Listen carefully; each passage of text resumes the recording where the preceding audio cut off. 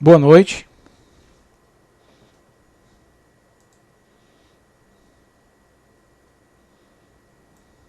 Boa noite.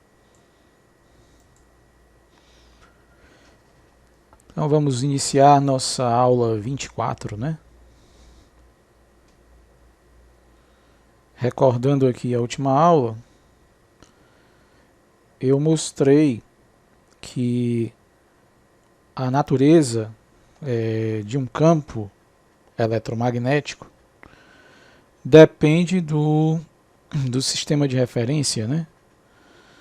No sentido de que, por exemplo, né, um observador pode medir, detectar um campo elétrico, um referencial, e em outro referencial esse mesmo campo ser um campo magnético.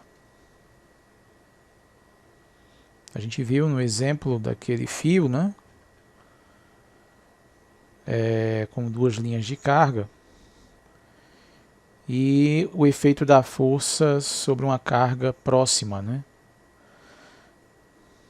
A força, ela tem natureza magnética no referencial em que a carga se move e as linhas, né, estão se movendo também, produzindo uma corrente elétrica. E em outro referencial, no qual a carga está parada, não existe aí força magnética, mas existe uma força de natureza elétrica, porque nesse referencial o fio, né, ele aparece aí eletricamente carregado, né? Enquanto que no outro referencial o fio ele não possui carga líquida. Você tem um cancelamento entre a carga positiva e a carga negativa. Então, o que um observador explica como sendo uma força magnética, o outro observador explica como sendo aí uma força elétrica. Então, aí temos uma relatividade, né, no tipo de campo. Então, isso significa que quando a gente mudar de referencial, né, em geral, o que é campo elétrico e campo magnético, num referencial vai ser, em outro referencial, uma espécie de combinação, né? O campo elétrico é linha, vou colocar aqui, em S',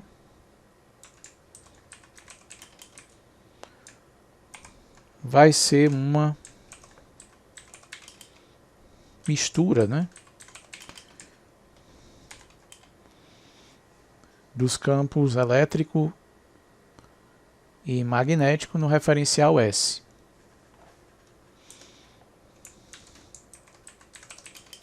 E B', que é o campo magnético em S', vai ser uma mistura dos campos elétrico e magnético no referencial S.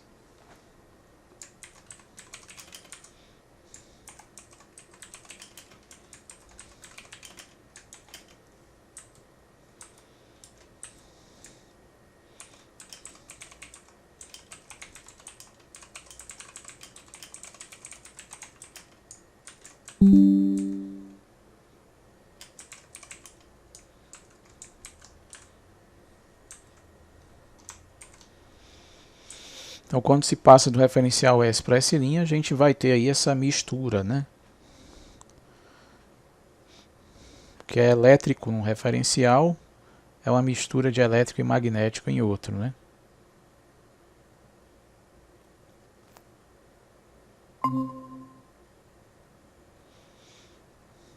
Então, a gente vai determinar hoje as componentes de E' e B' em termos das componentes de E e B.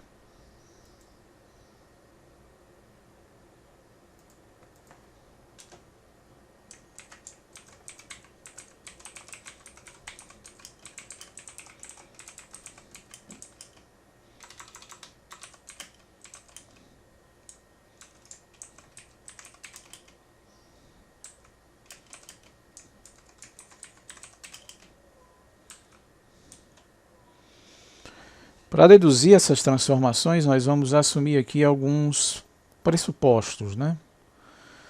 O primeiro deles é que a carga elétrica, assim como a massa, ela é invariante quando você passa de um referencial para outro. Ou seja, por exemplo, a carga do elétron é uma propriedade intrínseca do elétron que não muda se eu mudar de referencial. Então, se eu passar de S para S', a carga elétrica do elétron continua exatamente a mesma. Mesmo com a carga do próton, né? E com as cargas de quaisquer partículas ou corpos carregados, né?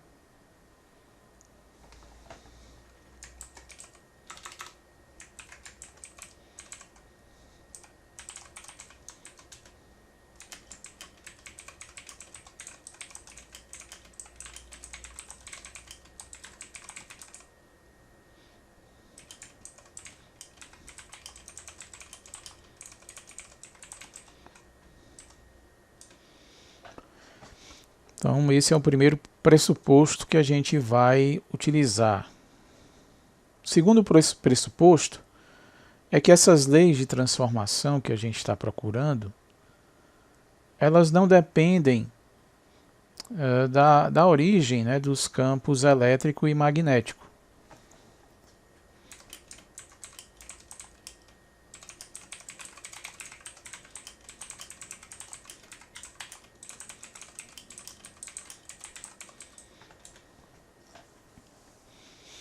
Então, não importa a origem do campo elétrico, a origem do campo magnético, o modo como as componentes se transformam de um referencial para o outro é sempre a mesma.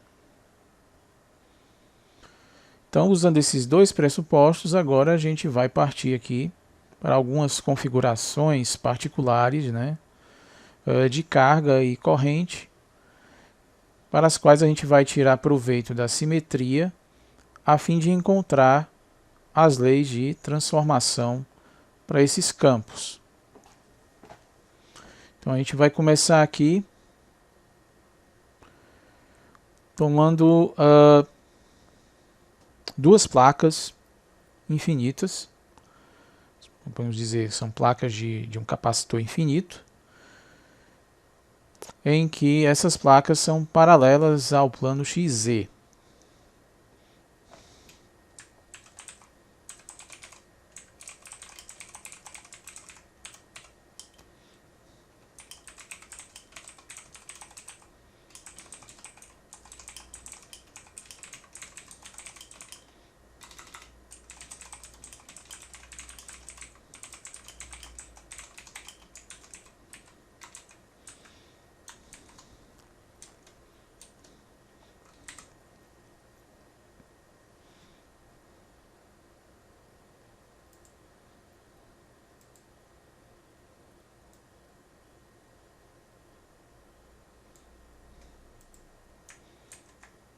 Então está aqui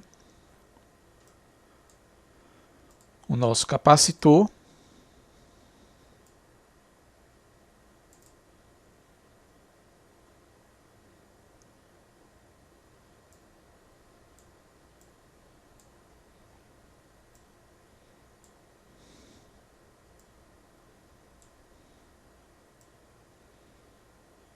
E aqui eu estou observando ele no referencial S0, né?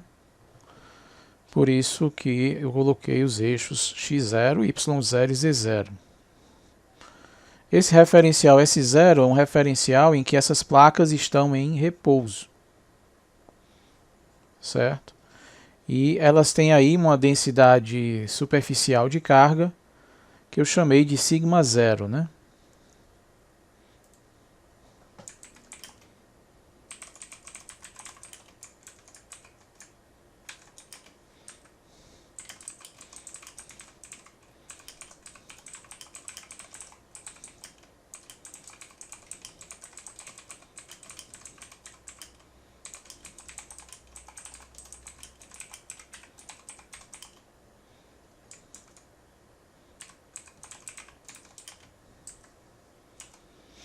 Então, no referencial S0 está aí, as placas estão paradas, E uma placa, a placa de baixo, tem uma densidade de carga uniforme, né, mais sigma zero. E a placa de cima, negativamente carregada, tem uma densidade de carga uniforme menos sigma zero.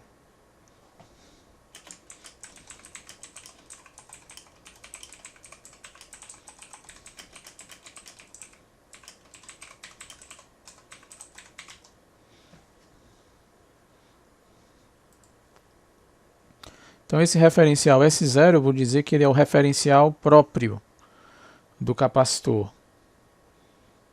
Referencial no qual o capacitor está imóvel, né?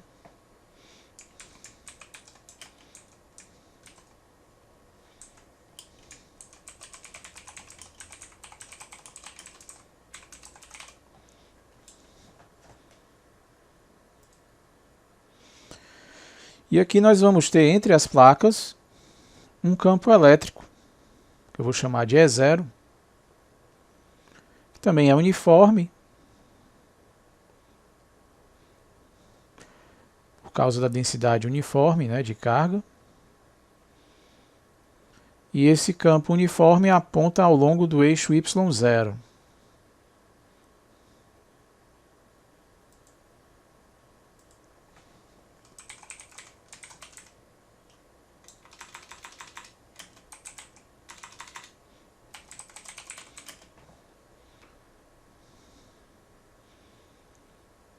Então vou colocar aqui o campo E0.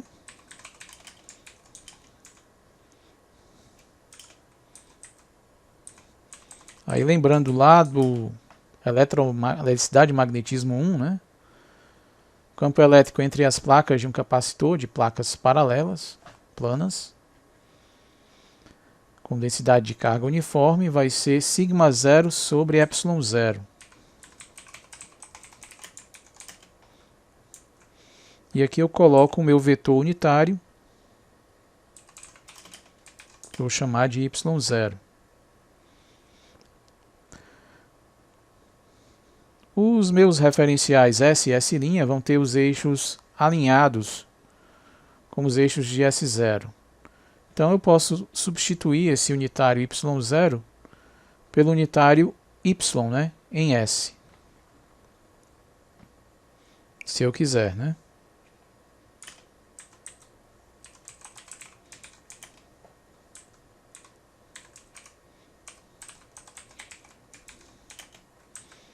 Porque tanto faz, né?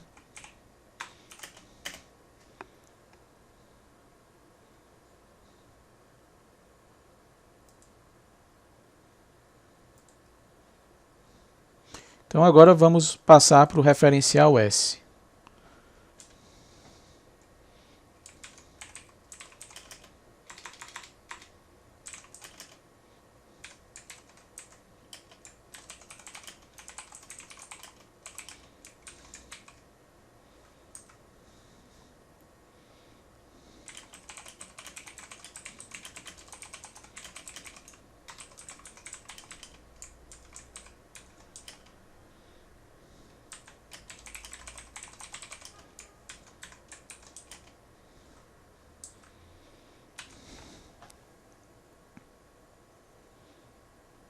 Então, sendo o S um referencial em movimento em relação a S0, com velocidade V0 para a direita, né?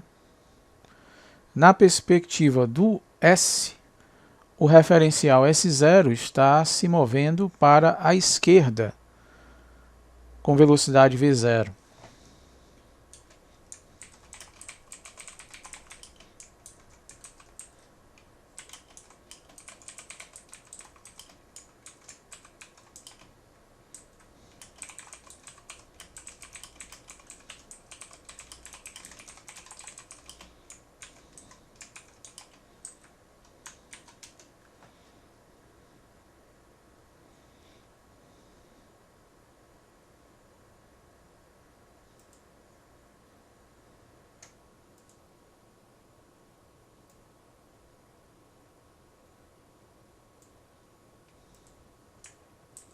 Então está aqui a descrição do capacitor do ponto de vista de S, né?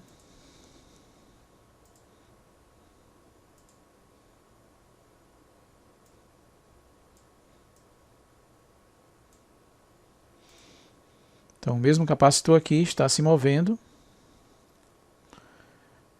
no sentido negativo, com velocidade V0. E, do ponto de vista de S, a densidade de carga das placas não é mais sigma, né? Mas não é mais sigma 0. Ela não é mais a densidade que eu tenho no referencial S0. Por quê? Porque eu vou ter aqui, na direção do movimento relativo, uma contração de Lorentz. Se a gente olhar aqui para a figura original, em S0, a gente vê que esse comprimento aqui é L0, né? Esse pedaço aqui, com essa largura W, né, vai dar uma carga aqui nessa porção da placa, que é sigma 0, que multiplica L0 vezes W, né?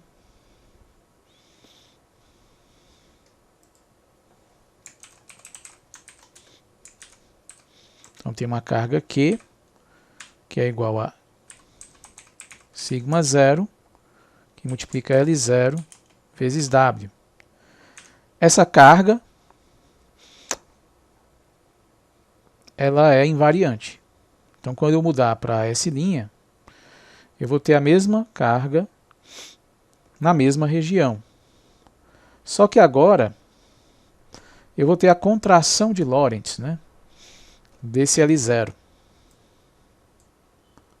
Quer dizer, eu não vou ter mais L0, eu vou ter L. Então, a carga que eu vou ter vai ser sigma vezes L vezes W, né? Essa dimensão W aqui não muda, porque é uma direção perpendicular aqui à direção do movimento relativo. Então, o nosso L vai ser o gama associado à velocidade V0, né? Vou chamar de gama 0, vezes... Aliás, desculpe. Vai ser L0 sobre o fator de Lorentz associado à velocidade V0, que eu chamo aqui de gama 0, né? Para indicar que eu tenho uma contração. O meu comprimento L é o comprimento L0 contraído, né? Quer dizer, L0 vezes a raiz de 1 menos V0 ao quadrado, que é o inverso do fator de Lorentz gama 0.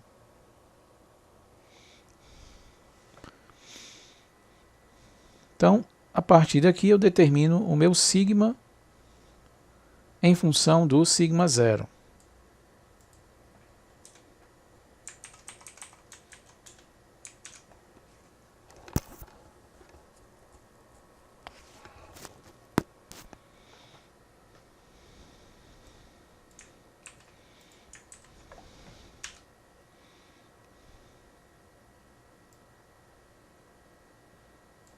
Faltou um W, né?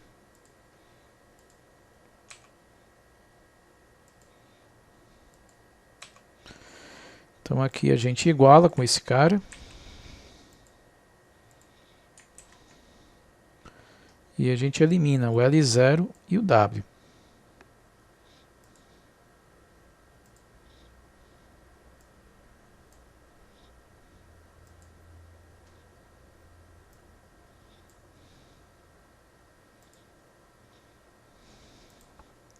E, portanto, o nosso sigma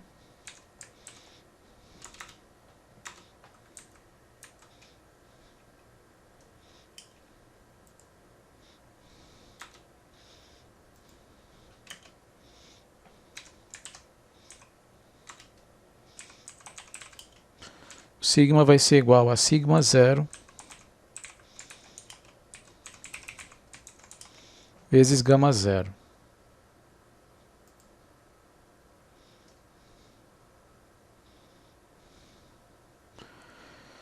O campo entre as placas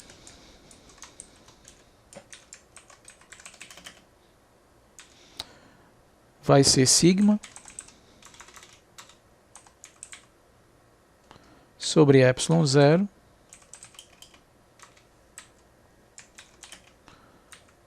y unitário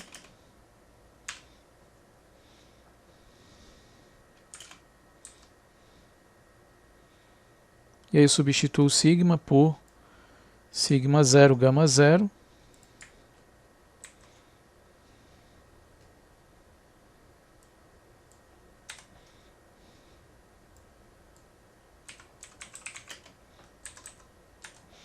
sigma 0 gama 0 dividido por ε0 y unitário.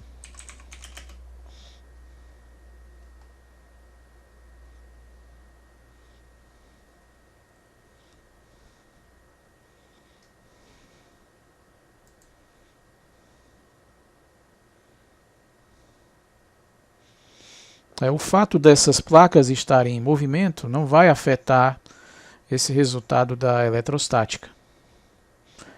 Esse campo realmente continua perpendicular, né?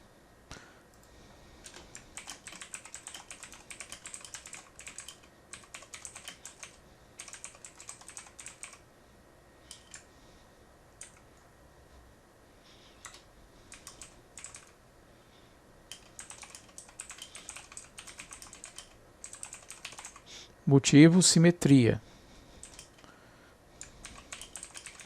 Se os campos produzidos pelas placas pendessem para um lado, né?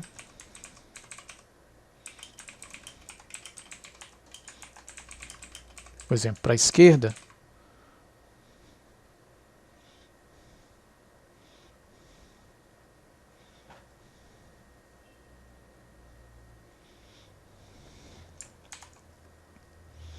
o efeito na componente horizontal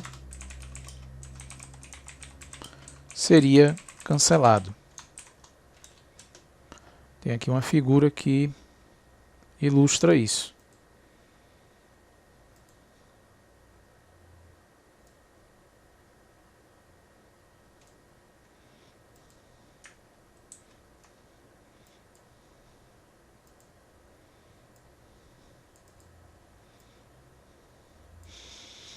A gente pode imaginar, né, que o movimento das placas aqui, com a velocidade v, poderia inclinar o campo, né, mas se ele inclinar o campo da placa positiva, ele vai inclinar do mesmo jeito o campo da placa negativa, e aí quando a gente somar o efeito desses dois campos na horizontal, a gente vai ter um cancelamento, né? Então, de qualquer maneira, o campo resultante entre essas placas vai apontar numa direção perpendicular às placas, que é o que a gente encontrou aqui.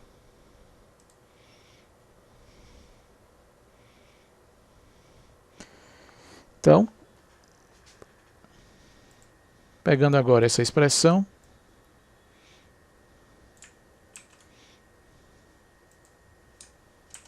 nós podemos escrever, finalmente,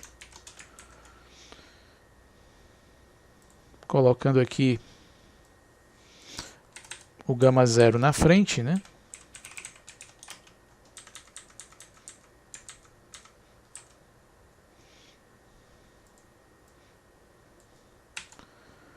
Aqui esse cara vai ser o E0, né?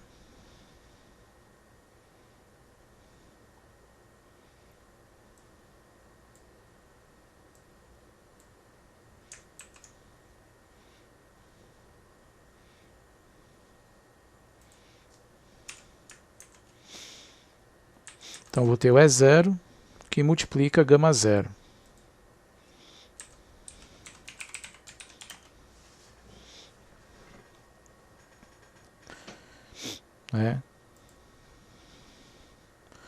Então daqui a gente pode dizer o seguinte, que a componente do campo perpendicular à direção do movimento relativo vai ser transformada de acordo com essa relação.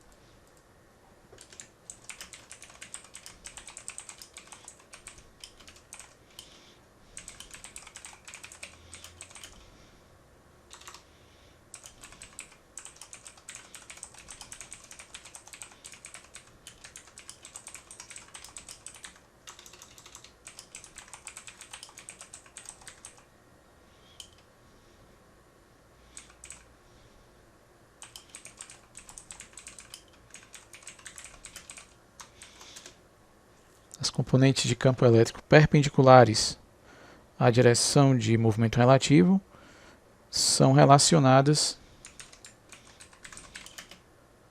através de E igual, E perpendicular igual a gama 0 E0 perpendicular.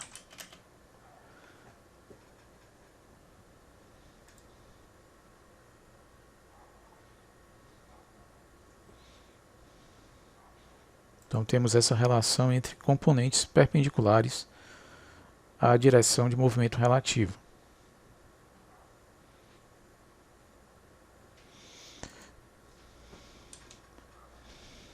Agora, para a componente paralela, né, a gente vai girar o capacitor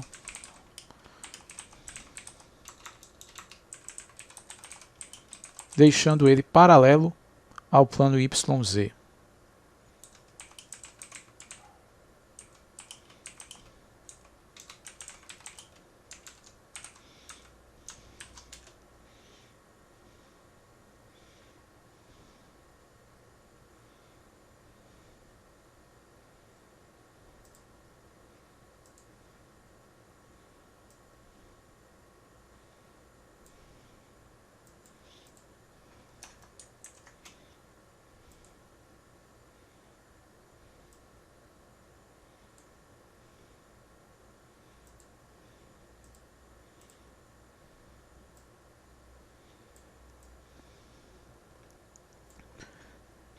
Então agora, nessa situação, a gente percebe o seguinte: a densidade de carga, que antes mudava, né, a densidade das placas, aqui ela não muda mais, porque agora eu tenho duas dimensões L e W que são invariantes. Essas dimensões L e W não mudam. Então, o sigma vai ser igual a sigma 0, e aí a minha componente de campo, né, paralela aqui, no caso a direção de movimento, que é a direção x, ela não vai mudar.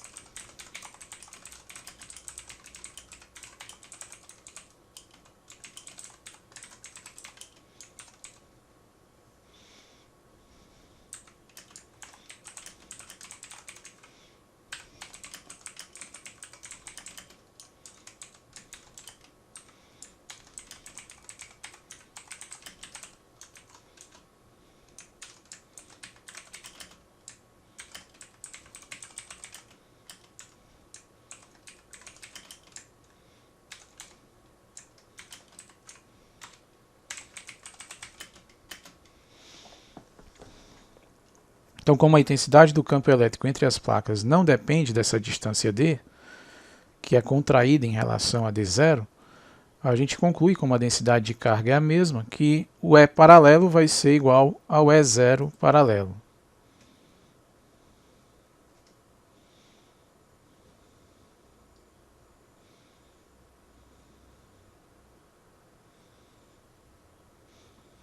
Então, guardando aqui, a gente tem essa relação para a componente perpendicular do campo elétrico e essa aqui para a componente paralela, né? Isso olhando para a transformação de S0 para S, né? Agora vamos analisar o caso do campo magnético, né?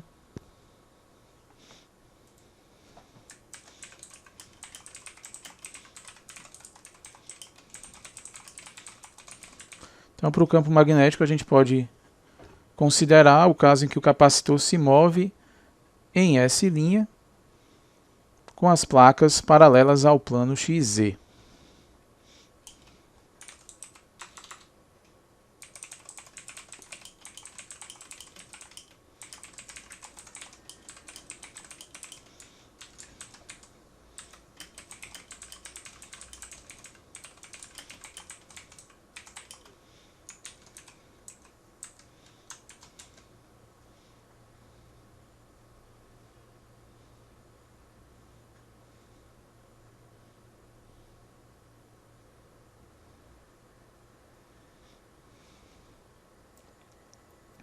Aliás, desculpe, aqui S, né?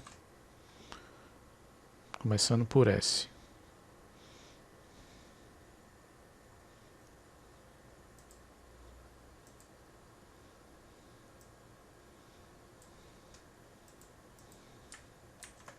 Então retomo aquela figura, a primeira que eu coloquei.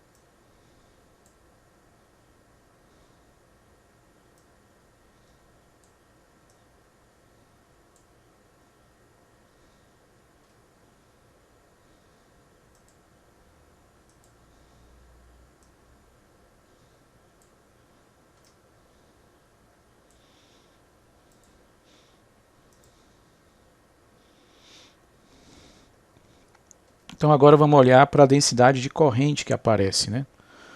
No caso, vamos ter densidades superficiais de corrente.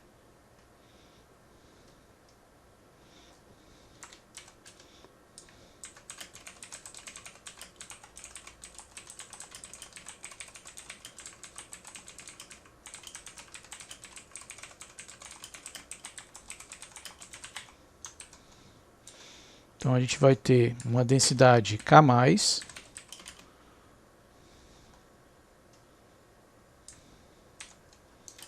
associada ao plano de carga positivo,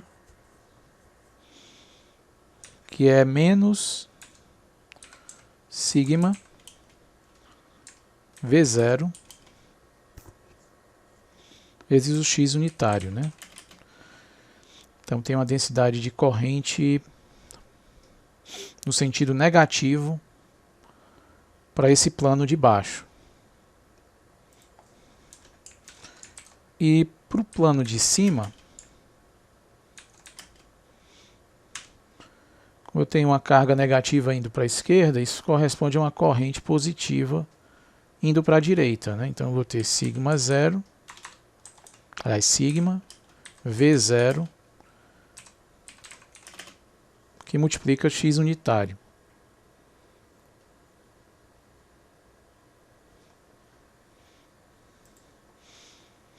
E aí, com essas densidades de corrente, agora a gente pode achar o campo magnético entre as placas, né?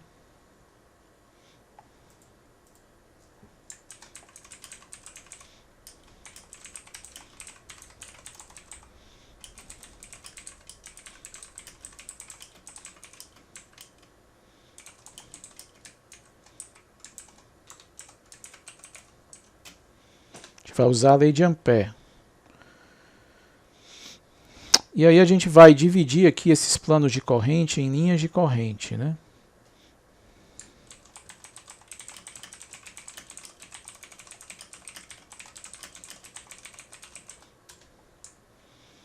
E aí a gente vai considerar primeiro aqui uma linha de corrente no plano positivamente carregado.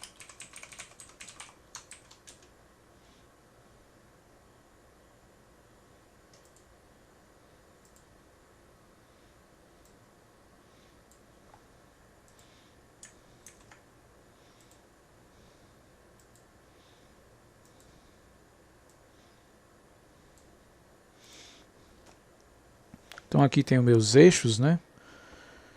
Aqui é o menos x, né? O sentido negativo do eixo x. Aqui tem o y. E aqui eu tenho o z.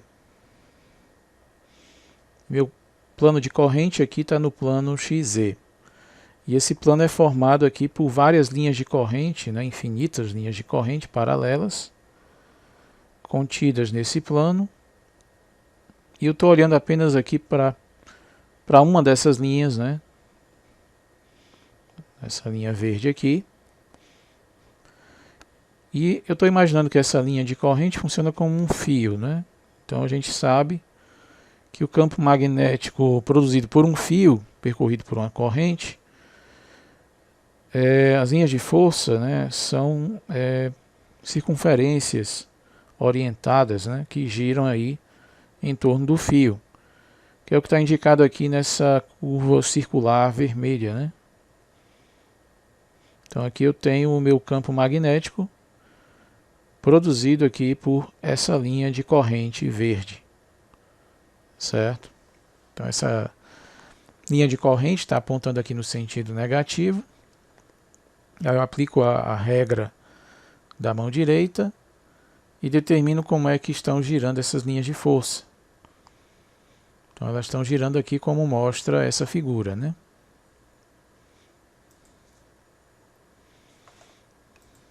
Então cada linha de corrente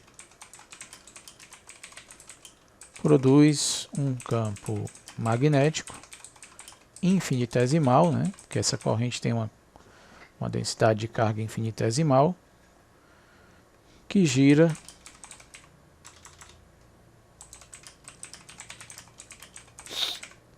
em torno da linha, como mostra essa figura, né?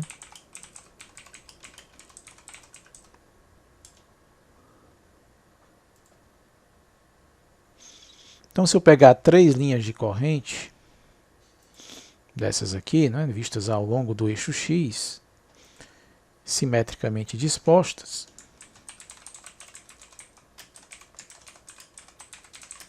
equidistantes,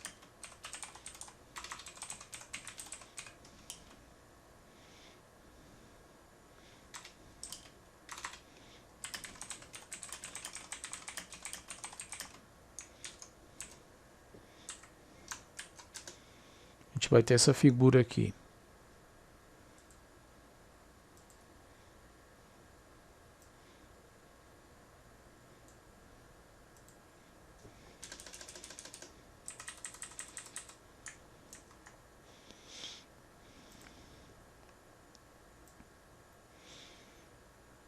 Então a gente vê que essa linha verde aqui é o plano de corrente, e aqui eu tenho 3 linhas de corrente. E eu desenhei aqui essas linhas de força vermelhas, né, que estão girando em torno das linhas de corrente mais à esquerda e mais à direita, e uma linha de força aqui produzida pela corrente central. As 3 correntes estão entrando aí na tela. Então a gente vê aqui as orientações dessas linhas de força, né? Em particular, se a gente olhar logo acima da linha de força central, ou da linha de corrente central, a gente tem aqui os vetores B, né, associados a cada linha de força. Então o B laranja aqui é o campo magnético associado à linha de força aqui laranja, que é da linha de corrente central. E aqui eu tenho essas 2 vermelhas, né, associadas às linhas de corrente à esquerda e à direita. E a gente vê que tem uma simetria aqui, porque essas linhas vermelhas vão produzir vetores B, né, cujas componentes verticais vão se cancelar.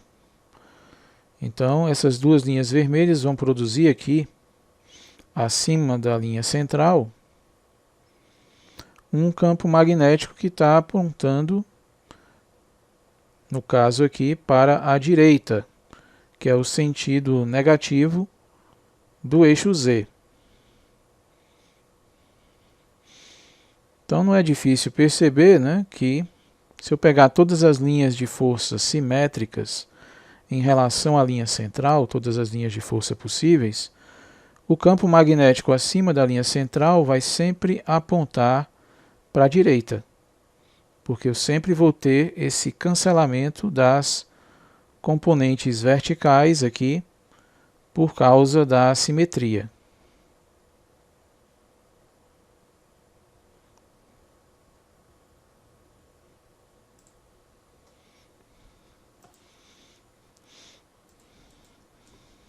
Vou descrever essa situação aqui, um parágrafo, né?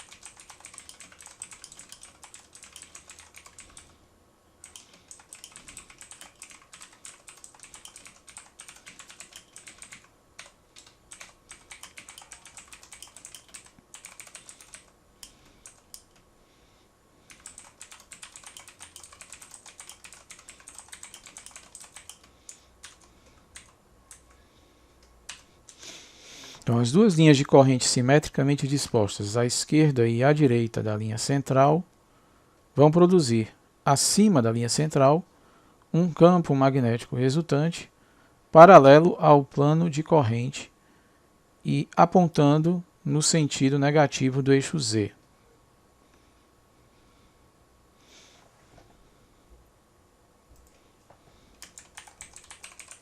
Ocorre um cancelamento das componentes verticais.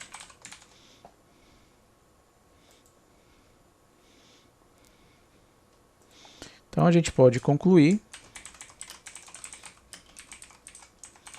que o campo magnético acima de qualquer linha de corrente aponta no sentido negativo do eixo Z.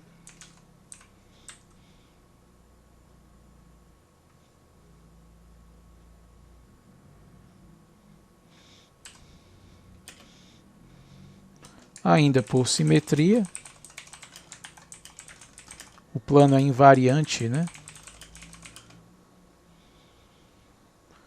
Para translações em Z.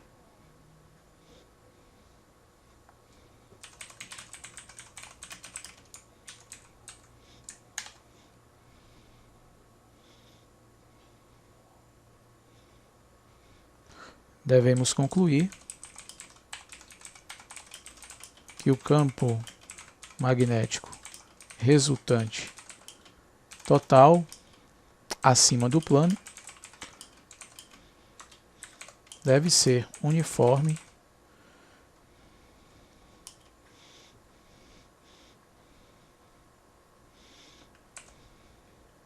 e deve apontar no sentido negativo do eixo Z.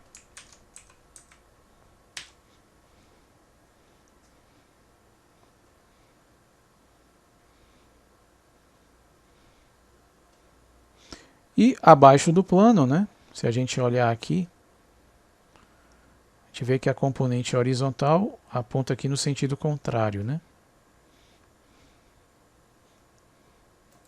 Então, abaixo do plano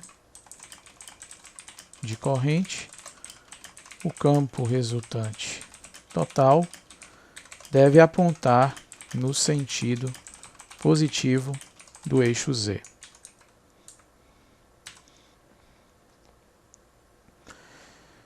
Esse raciocínio a gente faz aqui para o plano positivamente carregado.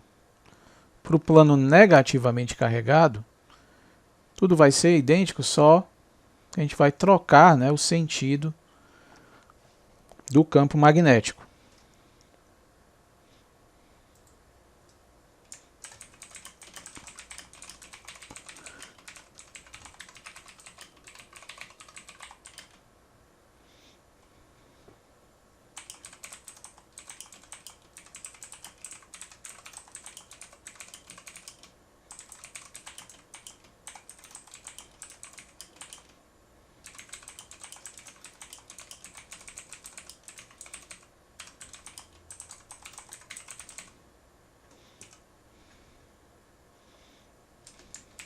Então, no caso, acima do plano negativamente carregado, o campo magnético aponta no sentido positivo do eixo Z e abaixo do plano negativamente carregado, o campo magnético aponta no sentido negativo do eixo Z. Então a gente percebe que entre esses planos eu devo ter um campo magnético apontando no sentido negativo do eixo Z. E é um campo uniforme, né?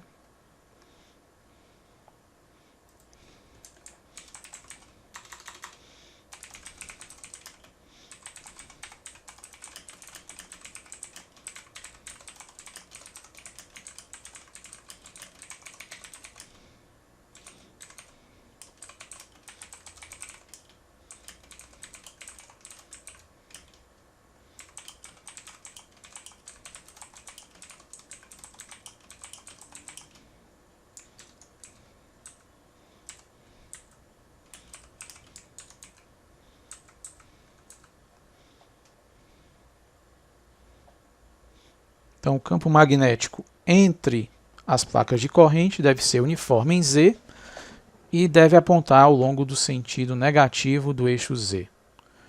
Então, com essa determinação, agora a gente usa a simetria, né, e a lei de Ampère para determinar a intensidade desse campo.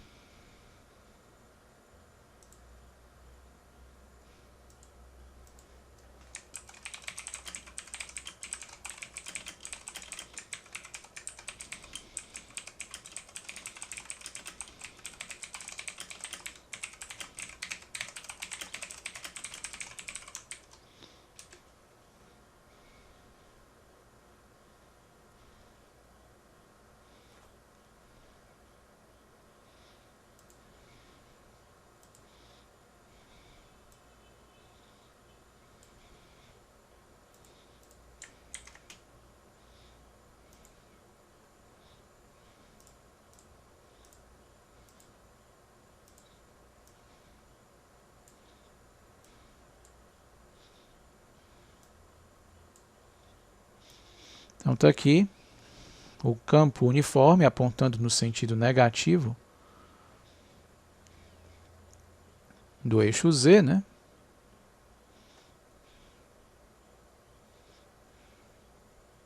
Aqui considerando apenas a placa positiva, né?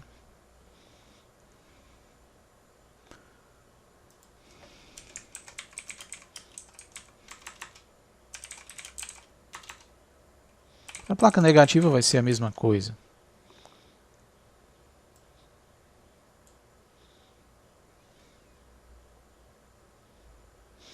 Então, está aqui o meu campo B, acima da placa positiva, apontando no sentido negativo, e abaixo, apontando no sentido positivo do eixo Z.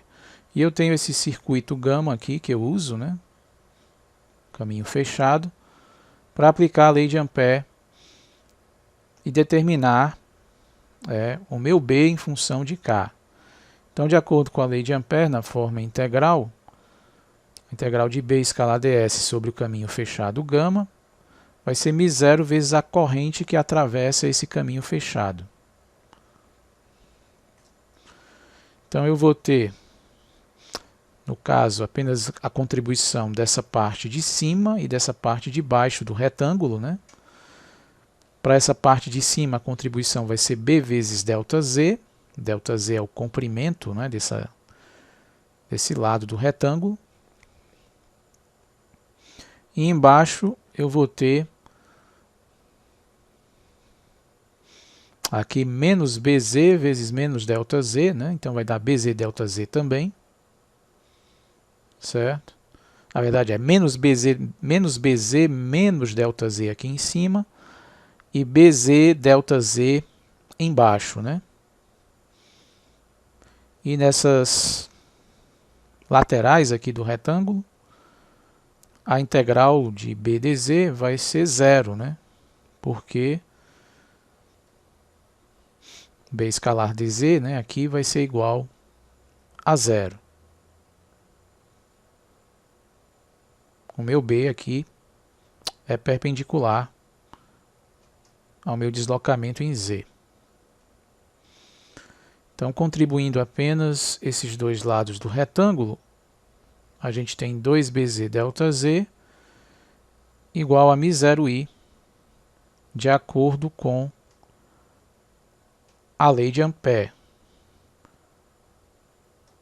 Só que o I, a corrente que atravessa esse retângulo, vai ser igual à minha densidade superficial de corrente, que é μ0k, parece que vai ser K, né? Desculpe. E eu multiplico esse K pelo ΔZ para ter a corrente que atravessa o retângulo.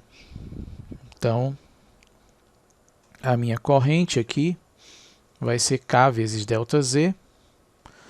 E eu posso cancelar dos dois lados o ΔZ. Então, fazendo o cancelamento do ΔZ dos dois lados, eu vou ter BZ igual a μ0k sobre 2. Então, esse é o valor da intensidade desse campo aqui, produzido pela corrente positiva, né, da placa de baixo do capacitor, né? Certo? Na verdade, corrente negativa, né? Porque está apontando no sentido negativo do eixo X. Então, quando a gente considerar o efeito da placa negativa, que está em cima, né, a gente vai ter um reforço. E esse reforço é da mesma magnitude. Porque a gente vê que a intensidade do B não depende da distância até a placa, né? Então, se eu incluir o efeito da corrente planar associada à placa negativa, o campo magnético entre as placas vai ser Bz, né?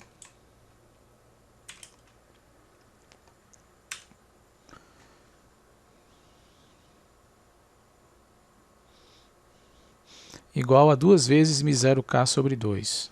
Então vai ficar μ0K.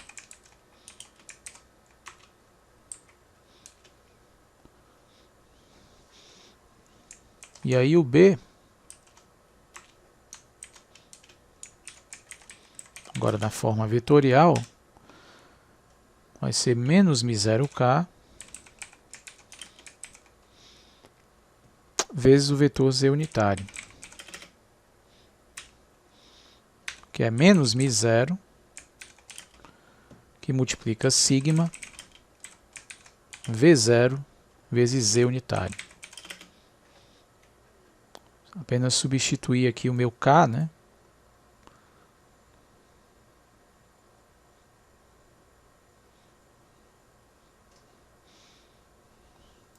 Por sigma V0.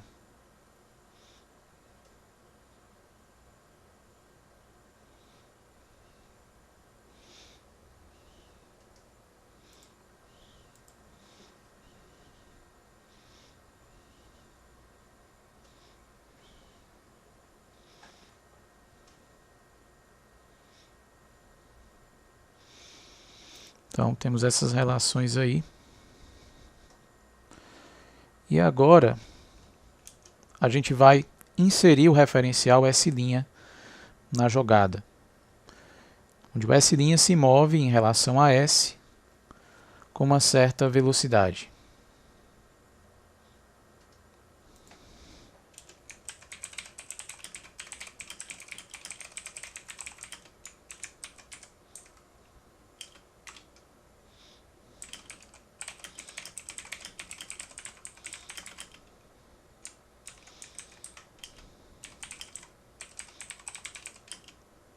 Vou chamar essa velocidade de V.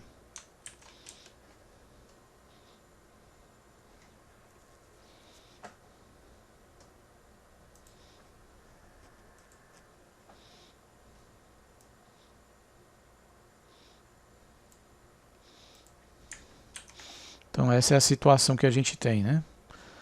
O S se move com velocidade V0 em relação a S0 e o S' se move com velocidade V em relação a S.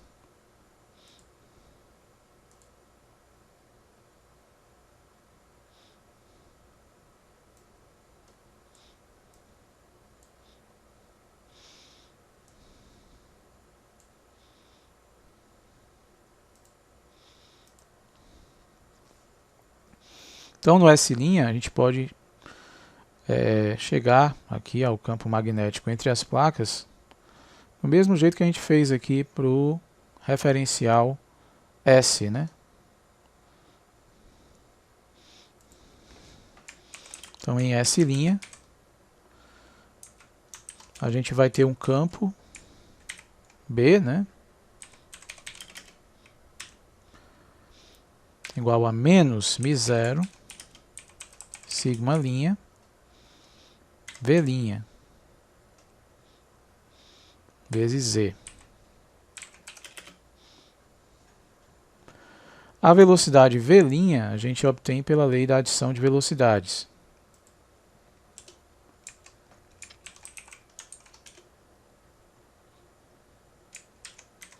caso aqui o V' vai ser igual a V mais V0 sobre 1 mais V vezes V0.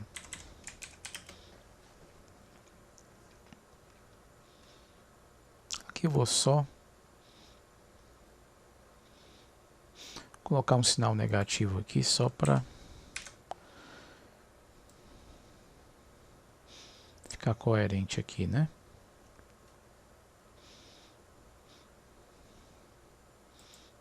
E aqui eu coloco BZ' igual a menos μ0, que multiplica sigma' V'.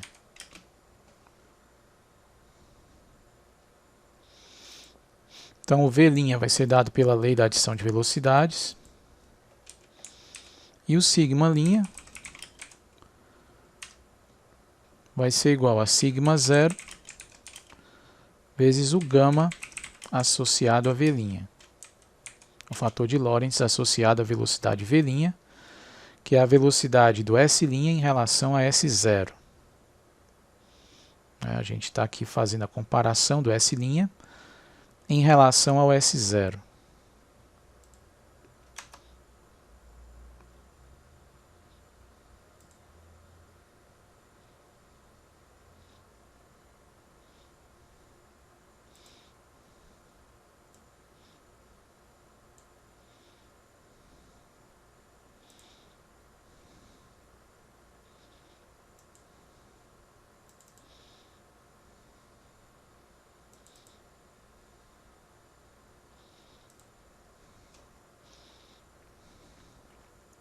Então vamos calcular esse gama V'.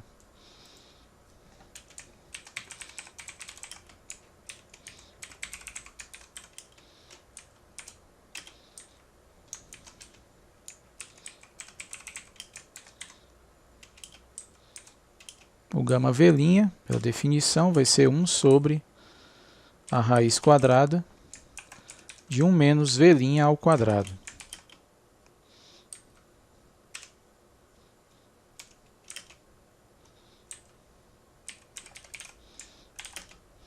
Aí eu substituo o V', é esse cara aqui.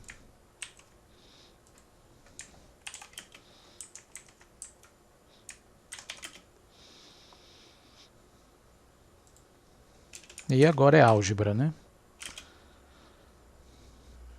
Esse 1 mais V V0 pode vir aqui para cima. E aqui embaixo eu vou ter a raiz quadrada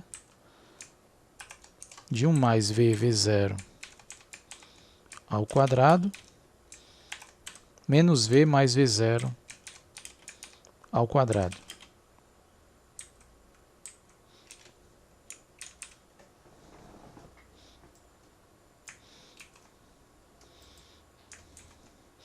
Então a gente abre esses dois termos aqui.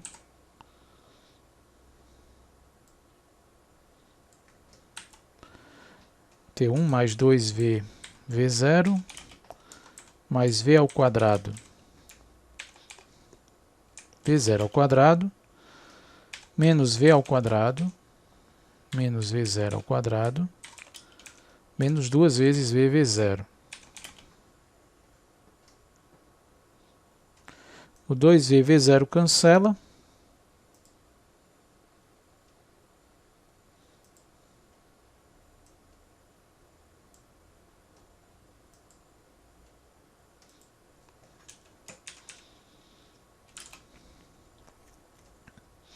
E aí fica 1 mais V V0. E embaixo, raiz quadrada de 1 menos V ao quadrado mais, ou menos, né? V0 ao quadrado mais V ao quadrado V0 ao quadrado.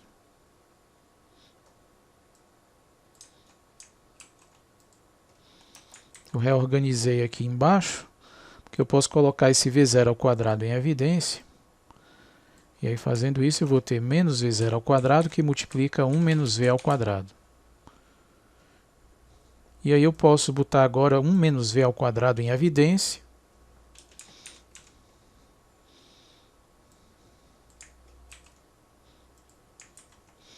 E aqui eu vou ter 1 menos V ao quadrado, que multiplica 1 menos V0 ao quadrado. Isso aqui é a mesma coisa que o gama V, vezes o gama 0, vezes 1 mais VV0.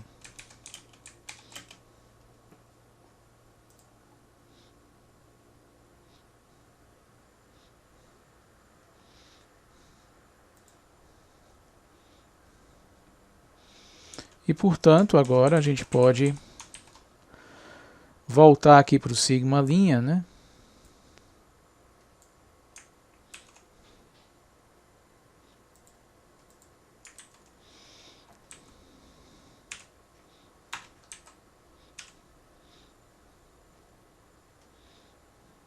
E aí substituir o gama V' por esse cara aqui.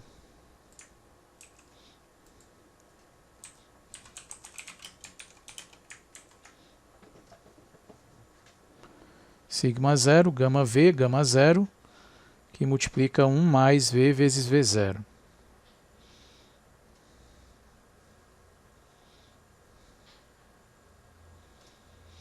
E o nosso Bz', que era menos μ0 sigma linha V', né? Vai ficar igual a menos μ0 vezes esse cara aqui,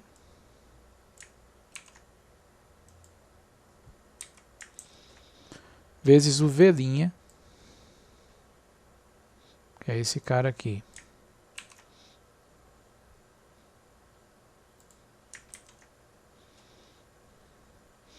Há um cancelamento, né, de 1 mais V vezes V0.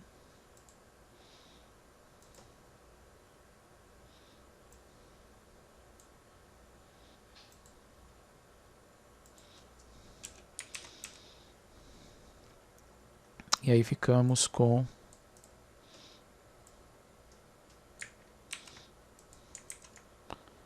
menos μ0, sigma 0, gama V, gama 0, que multiplica V mais V0. Colocar aqui o gama V na frente.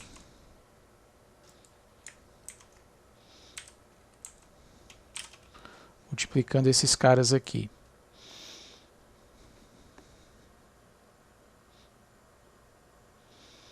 Então, tenho dois termos, né? Eu abro aqui o que está entre colchetes.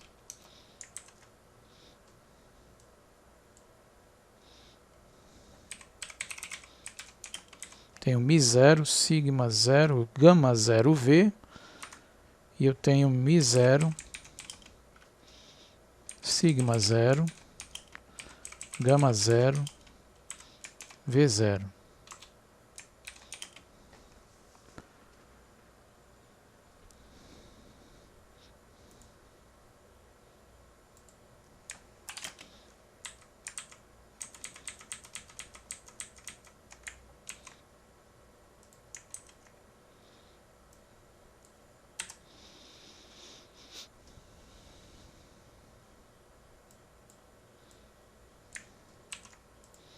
Aí aqui eu vou trocar o μ0 por 1 sobre ε0.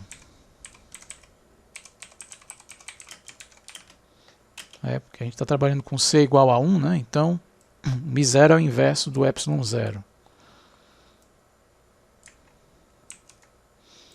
Aqui eu vou colocar esse cara, multiplicando a velocidade. E agora vamos ver quem são esses sujeitos aqui, né? Primeiro esse aqui.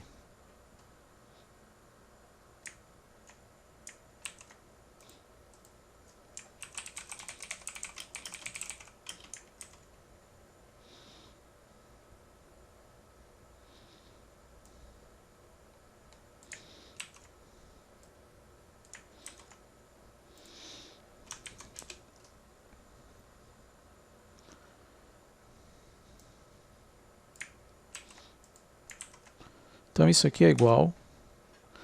Aí eu me lembro quem é gama 0 vezes sigma 0, né? Esse cara é exatamente o meu sigma.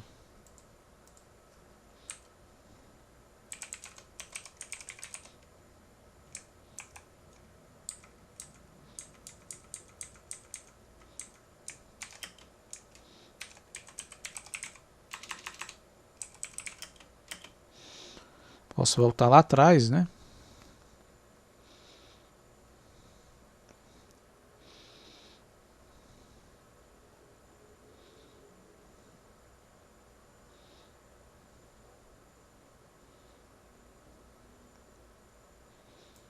Aqui o meu sigma. Sigma 0, gama 0. Então isso aqui é menos μ0, sigma V0. Mas quem é menos μ0, sigma V0?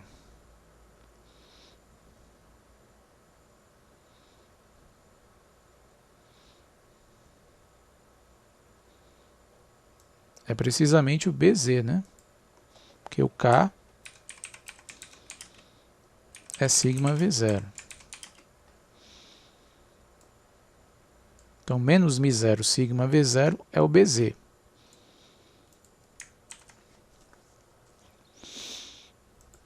Então, isso aqui é igual a BZ.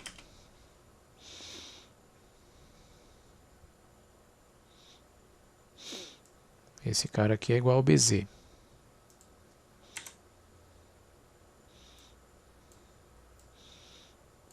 E esse aqui, menos sigma 0, gama 0, epsilon 0, né? Eu posso botar aqui menos gama 0, sigma 0 sobre epsilon 0.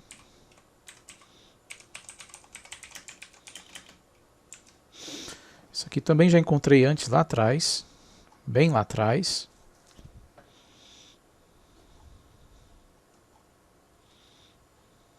Campo elétrico, né? Ó.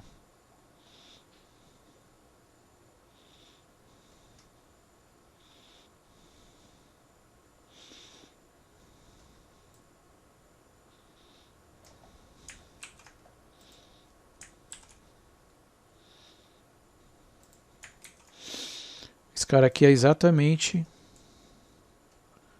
o meu é Y, né? Com sinal negativo.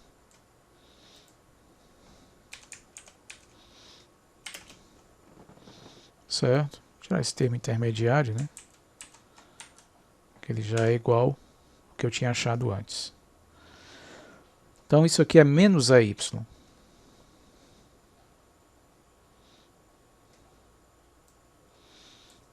Então a gente pode finalmente escrever, né, que o nosso BZ'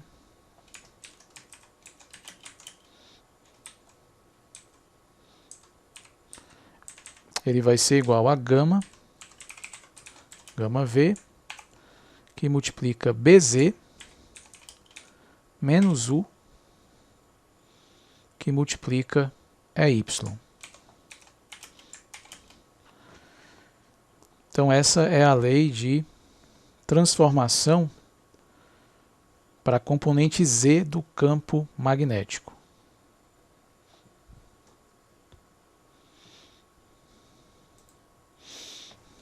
Já para o nosso EY',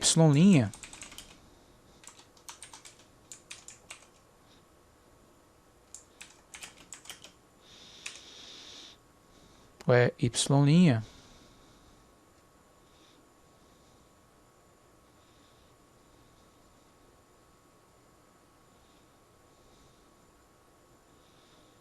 a gente aproveita aqui o EY, né?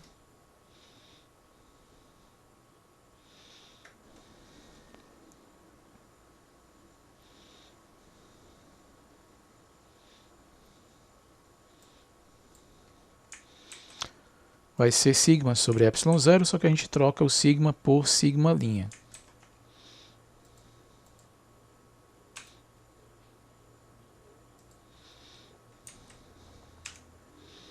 Então eu substituo o sigma', por esse cara aqui.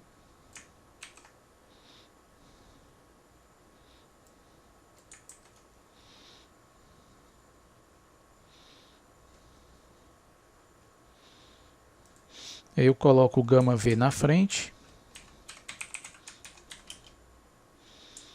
E ele vai multiplicar aqui dois termos, né? Gama V, gama 0 sobre...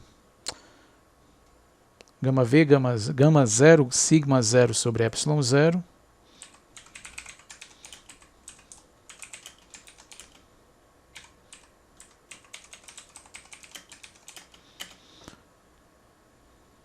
Gama 0, sigma 0 sobre epsilon 0,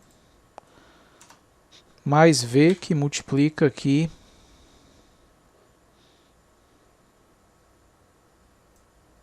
esse mesmo cara,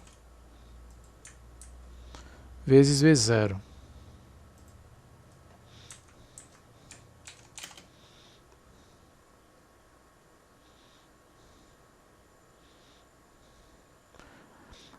Aqui eu faço 1 sobre epsilon 0 igual a μ0.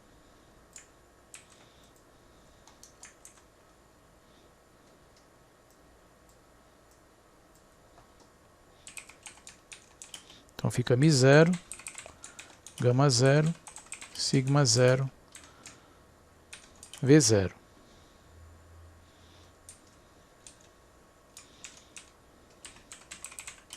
Então isso aqui é gama V. Gama 0, sigma 0 sobre epsilon 0.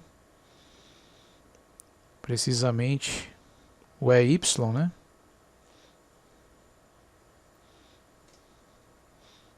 Então aqui fica EY.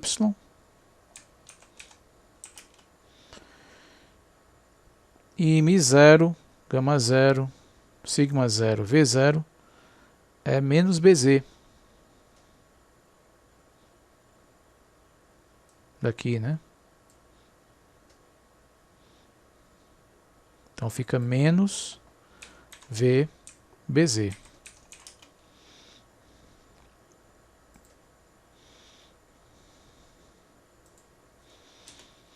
Então, resumindo, até agora a gente resolveu metade do problema, né? Nós mostramos lá no início que o EX' tem que ser igual a EX, que a componente paralela do campo elétrico não muda. Nós achamos aqui a relação para o EY'.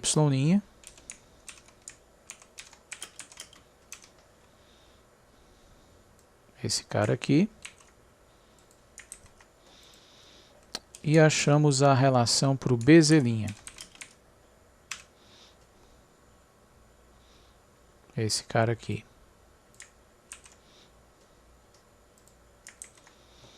Então, metade do problema, né? Das 6 componentes que a gente precisa, a gente já achou 3 componentes. Agora, para achar o EZ' e o BY', a gente pode aproveitar esses dois resultados e a simetria que aparece quando a gente gira os eixos, né?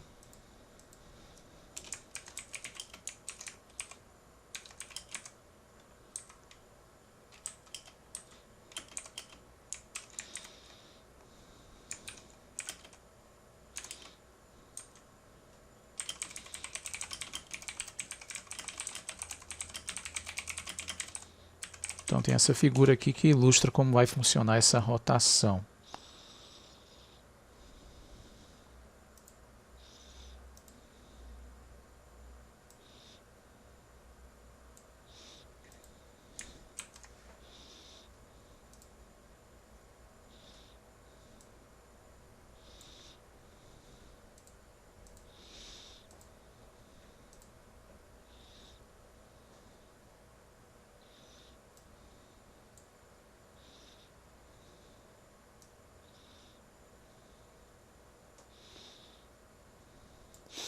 Então a gente gira, né, aqui em torno do eixo X. Então nesse caso, o que é FY vai virar FZ, né? E o que é FZ vai virar menos FY. Então a gente faz a aplicação dessa transformação aqui.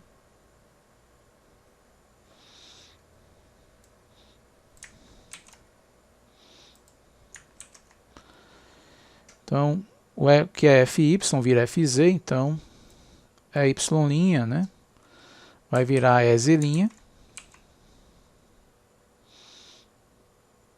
E o EY vai virar EZ.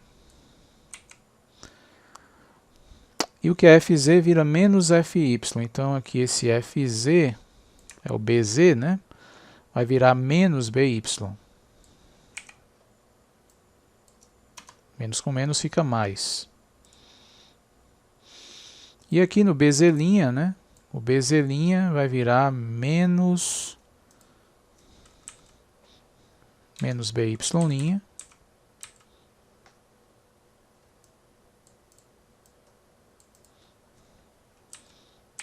Menos BY'. O BZ vai virar menos BY.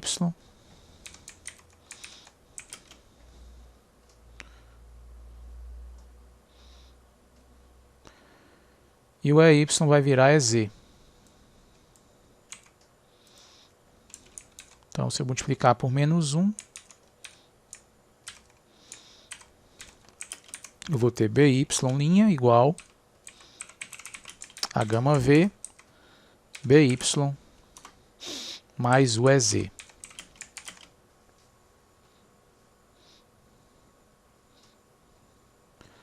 Então, agora temos 5 equações.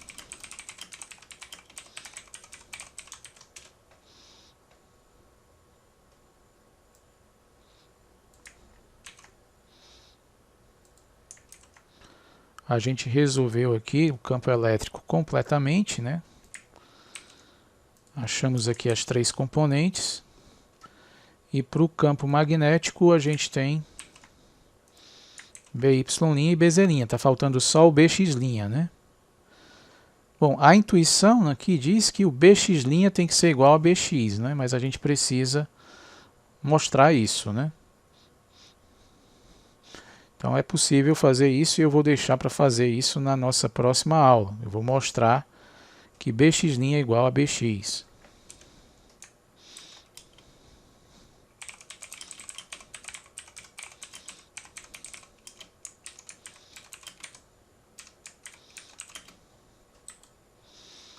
Certo? Então a gente vai provar isso na próxima aula, é a última continha que falta. E aí a gente tem as leis de transformação para as 6 componentes, né? As 3 componentes do campo elétrico e as 3 componentes do campo magnético. Mas como já vai dar 8h10, então eu vou deixar para a nossa próxima aula, né? E aí também eu vou encontrar a lei de transformação para a densidade de carga e a densidade de corrente. Ok?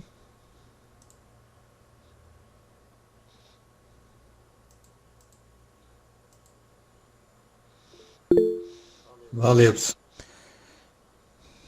Então a gente Boa retoma noite. na segunda-feira, né? Uma boa noite para vocês e até lá. Bom fim de semana. Bom final de semana. Até mais.